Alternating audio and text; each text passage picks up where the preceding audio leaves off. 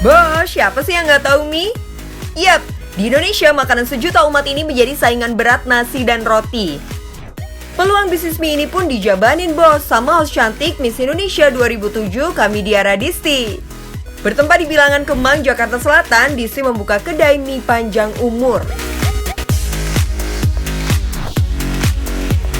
Hai bos, wah kebetulan nih karena saya senang banget makan mie dan sekarang juga punya bisnis kuliner dan apalagi kalau bukan mie dong. Gimana kalau sekarang kita lihat ya bisnis mie saya. Yang penting cuan bos. Nah ini dia nih tempatnya, kelihatan kan ya? Udah ditaruh di sini dan cuan itu bosnya. Cuan bos. Yap, dari hobi makan, bisa jadi cuan. Nggak cuma suka cuap-cuap aja nih di TV, presenter kelahiran tahun 1984 ini akhirnya memberanikan diri membuka kedai mie pertamanya tahun 2018 lalu. Iya, sebenarnya sih kayak udah pengen dari lama gitu ya. Dan selalu berpikir, oh ini harus fokus gitu. Kalau kita berbisnis tuh kayaknya benar-benar harus fokus waktunya 100% di situ. Terus kita pikir, kapan dong ya nyari waktu yang tepat gitu. Sedangkan saya tipikal orang yang kayaknya emang suka ngerjain banyak hal. Jadi akhirnya memang tahun 2018 itu jadi awal mula karena waktu itu ada temen yang ngajakin sebenarnya.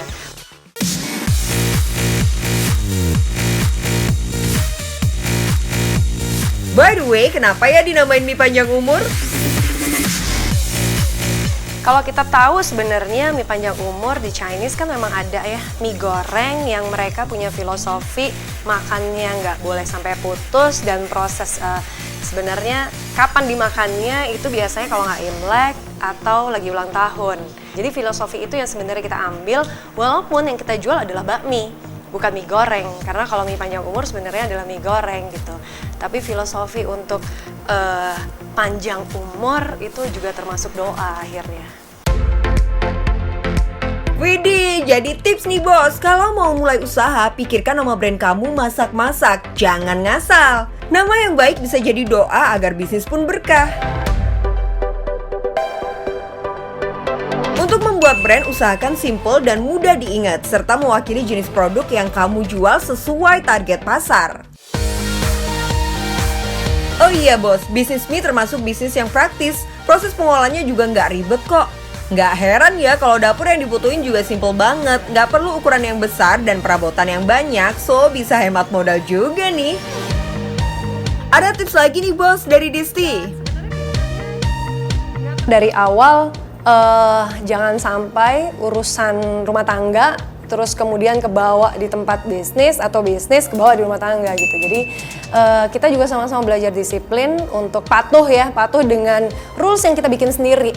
Nah itu juga nggak mudah soalnya kita akhirnya bikin dua, suami ngurusin soal dapurnya, saya ngurusin soal manajemennya.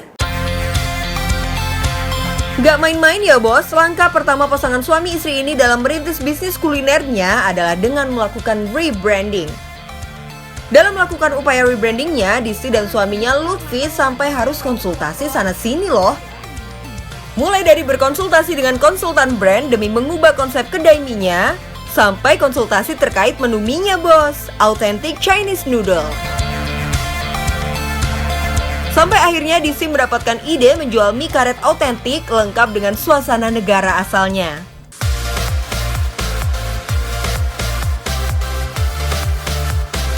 Dinamakan mie karet karena teksturnya kenyal mirip karet. Ukurannya juga relatif lebih besar dan tebal dari mie biasa.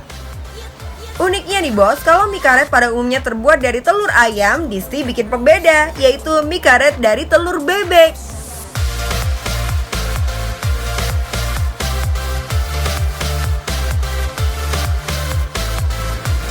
FYI aja nih bos, lantaran mie karet identik dengan tekstur yang kenyal, proses perebusannya wajib diperhatiin. Cukup 40 detik aja. Keunikan lainnya, semua ingredients yang dipakai zero MSG alias no micin-micin club. Label sehat ini yang jadi daya tarik mie panjang umur. Eits, kandungan yang gak kalah menyehatkannya juga ada pada kuahnya nih bos. Kuah kaldu ayam yang berpadu dengan racikan jahe. Cocok kan jadi makanan saat pandemi? Nggak cuma itu bos, karena merujuk pada mie China yang autentik, untuk tampilan setiap porsi mie karetnya dibikin super simple. Nggak rame topping alias cuma ada irisan ayam pejantan dan tanpa sayur. Ini dia yang bedain mie karet di sini dengan kedai lainnya.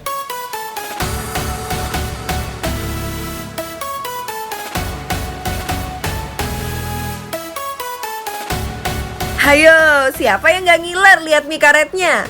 Start dari harga Rp35.000 sampai Rp52.000 dinilai masih masuk di kantong dong ya untuk harga kuliner di wilayah prestisius kayak Kemang ini bos. Dalam satu hari kedai ini mampu menjual 50 mangkok mie. Kalau pada beli yang termurah seharga Rp35.000 aja dikali 50 mangkok dikali 1 bulan, berapa tuh omsetnya? Kalkulator mana kalkulator?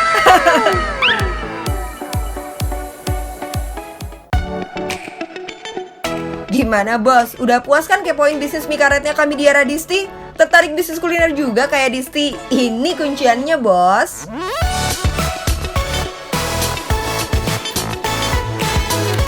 Wow, seger banget, ditutup dengan jeruk Medan murni, nggak pakai tambahan air dan juga gula. Jadi buat teman-teman ya, ini walaupun belum habis ini saya akan tuntaskan ini semua. Tapi buat teman-teman yang sudah mulai usaha, aduh kok pandemi ya, atau bahkan baru akan mulai usahanya, ragu-ragu karena pandemi dan pilihannya banyak banget, mau bisnis apa ya enaknya. Udah deh, jangan terlalu banyak dipikirin, langsung bikin perhitungannya, berdoa, dan nekat biar mulai.